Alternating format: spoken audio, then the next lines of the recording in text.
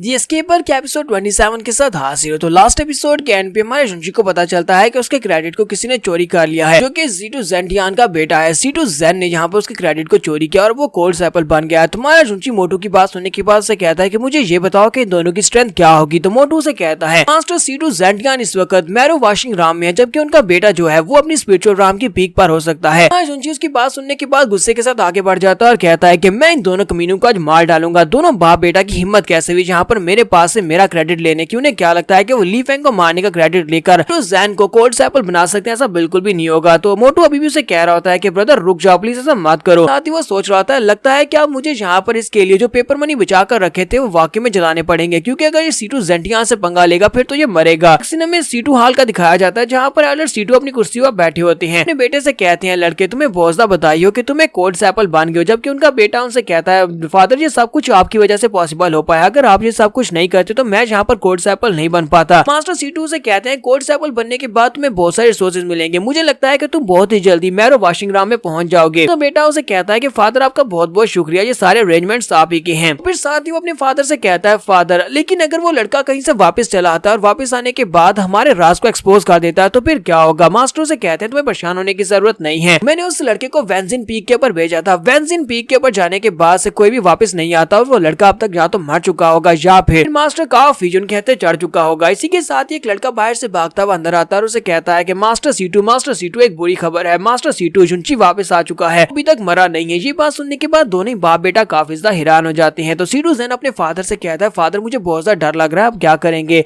थोड़ी देर सोचने के बाद उसे कहती है मैं चाहता हूँ कि तुम अभी फिलहाल के लिए बाहर जाओ, बाहर जाकर सभी लोगों के सामने जानबूझकर उस लड़के के साथ फाइट मोल लो, सभी लोगों को इस बारे में पता चल जाए तुम दोनों आपस में झगड़ रहे थे। उसके बाद सभी लोगों को पता चल जाएगा कि तुम दोनों की फाइट के बाद स्ट्रॉन्ग कौन है। हम लोग उस लड़के को आसानी से डिस्कार्ड कर सकते हैं, उस लड़के को आसानी से मारा जा सकता है। तो फादर उसे कहते हैं यही तुम्हारे पास एक मौका है, अपने आप को साबित करो। तो जैन अपने फादर से कहता है ठीक है फादर मैं अभी जाता हूँ, जैसा आपने कहा बिल्कुल वैसे ही करूंगा। में लॉन्गशू पीक का दिखाया जाता है। लॉन्गशू पीक के बाहर हमारा जुंजी जब वहाँ पर पहुंचता है तो इसी वक्त ऊपर से काफी सारे डिसाइपल्स निकल होते हैं, जबकि सीटू जेन भी सामने से सीढ़ियां उतरकर नीचे आ रहा होता है। तो हमारा जुंजी कहता है कि अभी मुझे जाकर पवेलियन पैट्रियार्च से इस बात की शिकायत लगानी होगी कि ये लोग यहाँ पर मेरे साथ स्कैम कर रहे हैं। लोगों ने यहाँ पर अपने बेटे को कोल्ड एप्पल बना लिया, जबकि ये सारे का सारा क्रेडिट मेरा था। जैसे वो चलता हुआ सीढ़ियां चढ़ते हुए ऊपर की तरफ जा रहा था, सीटू जेन उसके साथ टकराता है। टकराने के साथ ही गुस्से के साथ चिल्लाकर उसे कहता है कहीं तुम्हारे अंधे तो नहीं हो आंखें, लेकिन फिर भी तुम यहाँ पर मुझे हिट कर रहे हो, चलो जल्दी से मेरे सामने घुटने टेको और मेरे सामने माफी की भीख मांगो वरना मैं तुम्हें मार डालूंगा। जुंजी पीछे की तरफ घूमता और उसे कहता है योर एक्सीलेंसी मुझे पता है कि तुम कौन हो, तुम सीटू जेन और तुम जानबूझकर यहाँ पर मेरे साथ झगड़ा मोल लेना चाहते हो। तुम्हें लगता है कि मैं कोई तुम्हें बेवकूफ दिखाई देता हूँ, तुम जानबूझे सब कुछ कर रहे हो ताकि मैं तुम्हारी स्कैम को सभी लोगों के सामने एक्सपोज न कर दूं। सीटू जेन उसे कहता है कि क्या तुम यहाँ पर क्या बकवास किए जा रहे हो, मुझे तुम्हारी कुछ भी समझ नहीं आ रही। जुंजी आगे की तरफ बढ़ता है, उसके करीब चला जाता है और उसे कहता है क्या तुमने वाकई में ली फेंग को मारा था? नहीं तुमने उसको बिल्कुल भी नहीं मारा था। तो वहीं पर पास एक लड़का खड़ा होता है, वो ये बात सुनने के बाद कहता है क्या ये बात वाकई में सच है कि सीटू जेन ने ली फेंग को नहीं मारा? इसने ली फेंग को नहीं मारा तो ली फेंग को किसने मारा है? साथ ही दूसरी तरफ दो लड़के खड़े होते हैं, उनमें से कहता है ऐसा नहीं हो सकता, हम लोग इस बात को वेरीफाई कर सकते हैं कि सीटू जेन ने ही ली फेंग को मारा है, क्योंकि ली फेंग को मारने की स्ट्रेंथ सिर्फ और सिर्फ सीटू जेन में है। सीटू जेन हमारा जो है ये काफी ज्यादा स्ट्रॉन्गर है, इतना स्ट्रॉन्गर है कि ये ली फेंग को आसानी से मार सकता है। ये दूसरा लड़का यहाँ पर झूठ बोल रहा है। सीटू जेन इस बात से काफी ज्यादा खुश हो जाता है कि काफी सारे लोग उसके साथ भी हैं, तो उसका यहाँ पर हौसला काफी ज्यादा बढ़ जाता है। वो हमारे जुंजी से कहता है यहाँ पर सभी लोगों को अच्छी तरह से पता है कि सीटू जेन ने ही ली फेंग को मारा है। हिमालय फायर सेक्टर के सेकंड यंग मास्टर की जान मैंने ली है, सभी लोग इस बात की चर्चा कर रहे हैं। मुझे ये बताओ कि तुम क्या ही कर लोगे, तुम इस बात को कैसे साबित करोगे? इस बात को कैसे साबित करोगे कि ली फेंग को तुमने मारा है, मैंने नहीं मारा? जुंजी वहीं पर अपने हाथ में अपनी पावर्स को रिलीज करता है और उसे कहता है मुझे यहाँ पर किसी के सामने कुछ भी साबित करने की जरूरत नहीं है, क्या तुम्हें लगता है कि मैं तुम्हारे पर अटैक नहीं कर सकता? जुंजी अपने हाथ में पावर्स को रिलीज करता है, जबकि दूसरी तरफ से यंग मास्टर सीटू जेन भी अपनी पावर्स को रिलीज करता है और सोच रहा होता है ये लड़का अभी अभी स्पिरिचुअल राम में पहुंचा है, तो इसका मतलब यह है कि इसकी स्ट्रेंथ इतनी ज्यादा नहीं होगी, जबकि मैं स्पिरिचुअल राम की पीक पर पहुंच चुका हूँ, तो मैं तो इसे यहाँ पर आसानी से हरा सकता हूँ, सभी लोगों को दिखा सकता हूँ कि ये लड़का झूठ बोल रहा था। तो वो भी अपने पंच को रेडी करता है, दोनों ही अपने अपने पंचेस को टकराते हैं। दोनों के पंचेस के टकराने के बाद वहाँ पर एक बहुत ही पावरफुल जबरदस्त धमाका होता है। उस धमाके के बाद दिखाते हैं कि सीटू जेन जो होता है वो बेचारा उड़ता हुआ काफी दूर जाकर गिरता है और कहता है कि ऐसा कैसे हो सकता है, ये लड़का मुझसे बेहतर कैसे है?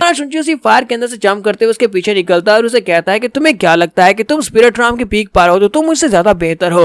वहाँ पर से निकलने के बाद उसके ऊपर अटैक करना स्टार्ट करता है और उसे बहुत ही बुरी तरह से पीट रहा था, जबकि बाकी ये सभी लोग वहाँ पर खड़े देख रहे होते हैं, वो सभी लोग तमाशा देख रहे होते हैं। वैसे एक लड़का कहता है कि बीटा पवेलियन में जहाँ पर जो डिसाइपल्स हैं वो आपस में फाइट नहीं कर सकते, फिर ये लोग यहाँ पर आपस में फाइट कैसे कर सकते हैं? दूसरा लड़का कहता है कि जुनची ने यहाँ पर बड़ी आसानी से सीटू जेन को हरा दिया, उसे बुरी तरह से यहाँ पर नाकाम कर दिया है। तीसरा लड़का कहता है मुझे तो ऐसा बिल्कुल भी नहीं लगता कि सीटू जेन ने ली फेन को मारा है। अगर सीटू जेन ने ली फेन को मारा होता तो वो यहाँ पर जुनची को क्यों नहीं हरा पा रहा। हमारा जुनची सीटू जेन को काफी बुरी तरह से पीटता है, लेकिन सीटू जेन आगे से उसे कहता है चाहे तुम कुछ भी कर लो, मैं कोड सैपल बन चुका हूँ और पैट्रियार्च ने यहाँ पर पर्सनली इस बात को रिकॉग्नाइज किया और मुझे कोड सैपल बनाया है। तुम यहाँ पर कुछ भी कर लो, चाहे मुझे मार डालो, तब भी ये बात नहीं बदलेगी। तुम्हारा जुनची उसकी बात सुनने के बाद कहता है क्या वाकई में ऐसी बात है। फिर साथ ही हमारा जुनची जाकर बेल के सामने खड़ा हो जाता है और कहता है कि मैंने सुना है कि हमारे बीटा पवेलियन में यहाँ पर एक और तरीका है कोड सैपल बनने का। अगर मैं उस तरह कोड सैपल नहीं बन पाया तो इस तरह कोड सैपल बनूंगा। हमारा जुनची कहता है कि अब इस बेल को बजाना होगा और इसी के साथ हमारा जुनची अपने हाथ में अपनी पावर को रिलीज करता है और अपने पंच में पावर को रिलीज करने के बाद वो बेल के ऊपर पंच मारता है। जैसे वो बेल के ऊपर पंच मारता है तो उसी के साथ ही बेल वहां पर बजती है और इसके अंदर जबरदस्त रंगें निकलती हैं। टोंगशू पीक के ऊपर सभी लोगों को वो बेल सुनाई देती है, जहां तक कि दूसरी पीक्स के ऊपर भी वो जो बेल होती है वो सुनाई देती है। यहाँ पवेलियन के एल्डर बीटा पवेलियन के पैट्रियार्च जहाँ पर बैठे होते हैं उन सभी को भी आवाज सुनाई देती है। वो सभी लोग कहते हैं ये क्या, किसी ने कोड सैपल बनने के लिए असेसमेंट टेस्ट के लिए बेल को बजाया है। सभी लोग भागते हुए लॉन्गशू पीक की तरफ भागते हैं, ड्रैगन पीक की तरफ भागते हैं ताकि वहां पर जाकर देख सकेंगे बेल को किसने बजाया। वो लोग कहते हैं 100 साल में किसी ने भी इस बेल को नहीं बजाया, क्योंकि वो असेसमेंट टेस्ट जो है बेल को बजाने के बाद कोड सैपल बनने के लिए जो टेस्ट होता है वो बहुत ज्यादा मुश्किल होता है और किसी के अंदर इतनी हिम्मत नहीं है कि वो इस टेस्ट को दे सके। चल के देखते हैं कि आखिर बेल को बजाने की हिम्मत किसने की है। यहीं पर बीजुन पीक के मास्टर को भी दिखाते हैं। बीजुन पीक के मास्टर जो कहते हैं किसी डिसाइपल ने बेल को बजाया, चलो चल के देखते हैं ऐसा कौन सा लड़का है जिसने यहाँ पर बेल को बजाकर अपनी मौत को दावत दी है। तो जेंटियान भी अपने एक रूम में होते हैं और वो कहते हैं ये कौन सा बेवकूफ है जिसने बेल को बजा दिया। पिछले 100 साल में यहाँ पर ऐसा कोई भी नहीं हो सका जो कि असेसमेंट टेस्ट को पास कर सका हो, चलो चल के देखते हैं। तो डू किसी भी भागता हुआ उसी तरफ आता और कहता है मैंने सुना है कि बेल को बजाने के बाद सिर्फ और सिर्फ 3 ही डिसाइपल्स ऐसे थे जो कि कोड सैपल बन पाए, बाकी के सभी लोग जितने लोगों ने बेल को बजाकर टेस्ट देने की कोशिश की वो सभी के सभी मर चुके हैं। ये पूरी हिस्ट्री की बात हो रही है जब से ये बेल यहाँ पर लगाई गई है। और यहीं पर जिंगजी को भी दिखाते हैं। जिंगजी कहती है किसी ने बेल बजाई है, चलो मैं भी चल के देकर आती हूँ। तो सभी लोग भागते वहां पर आते हैं। वहां पर आने के बाद वो कहते हैं कहीं ये लड़का पागल तो नहीं हो गया। ये लड़का काफी सा कमजोर सा दिखाई देता है। सीटू जेन भी चलाकर उसे कहता है साथ में पता भी है कि यहाँ पर इस बेल को बजाने के बाद क्या होता है। इस बेल को बजाने के बाद अब यहाँ पर तुम्हें लाइफ एंड डेथ खेलनी पड़ेगी। तुम्हारा जुनची से कहता है कि मुझे अच्छी तरह से पता है कि मैं यहाँ पर क्या कर रहा हूँ, मुझे कोड सैपल बनना है, मैं कोड सैपल बनकर दिखाऊंगा। एक बार मैं कोड सैपल बन जाऊं उसके बाद तुम्हारे और तुम्हारे फादर ने यहाँ पर जो स्कैम किया है उसके ऊपर से पर्दा हटाऊंगा। इसी के साथ ही वहाँ पर जबरदस्त एनर्जी निकलती है, इतनी जबरदस्त एनर्जी होती है कि सभी के ऊपर बहुत सारा प्रेशर पड़ता है। बीजुन पीक के मास्टर वहाँ पर पहुंच जाते हैं और साथ में उनके 2 एल्डर्स भी होते हैं। वो लोग वहाँ पर आते हैं तो सभी लोग झुककर उनको रिस्पेक्ट देते हैं। मास्टर बीजुन वहाँ पर आने के बाद कहते हैं किसने यहाँ पर बेल बजाई है, किसके अंदर इतनी ज्यादा हिम्मत है कि उसने यहाँ पर बेल को बजा दिया। जुनची उनके सामने रिस्पेक्ट देते हुए कहता है कि मेरा नाम जुनची और मैं यहाँ पर रिक्वेस्ट करता हूँ कि मुझे इस असेसमेंट टेस्ट में पार्टिसिपेट करने का मौका दिया जाए, मुझे कोड सैपल बनना है। तो मास्टर बीजुन से कहते हैं कि बहुत सारे बहादुर डिसाइपल्स ने बेल को बजाया और इस टेस्ट को देने के लिए गए थे, लेकिन उनमें से कोई भी जिंदा वापस नहीं आ सका। तुम्हें हिस्ट्री के बारे में पता होना चाहिए, सिर्फ और सिर्फ 3 ही कोड सैपल बनने के बाद बाहर आए थे। तुम ये टेस्ट देने को तैयार हो? तुम्हारा जुनची कहता हाँ डिसाइपल इस टेस्ट को देने के लिए तैयार है। तो यहाँ पर हम लोग अपनी एपिसोड 27 का एंड करेंगे। एपिसोड की एक्सप्लेनेशन अच्छी लगी हो तो कमेंट करके जरूर बताइएगा। चैनल को सब्सक्राइब कर दे, वीडियो को लाइक और शेयर कर दे। शुक्रिया।